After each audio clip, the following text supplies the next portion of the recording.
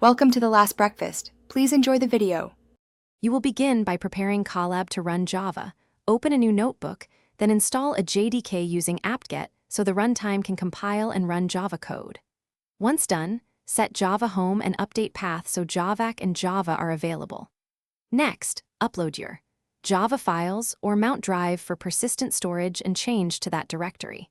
Make sure to verify Java version so you know which JDK is active before compiling. Now compile and execute in a code cell run, JavaC my app, Java to create class files, then Java my app to run your program. If you use external libraries, create a libs folder, upload jars, and run with cp libs/* to include them. For multi-line shell workflows, use %bash so commands execute sequentially. You can capture output into notebook variables using Python wrappers if you need to process results inside the same Colab session. To finish, save compiled classes and jars back to drive or download them. This preserves results beyond the ephemeral runtime.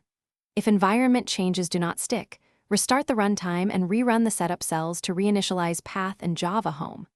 If errors appear, read stack traces. Missing class or no class def found error usually means class path or package issues. Adjust CP and folder layout accordingly. If compilation fails, fix syntax first, then recompile and rerun.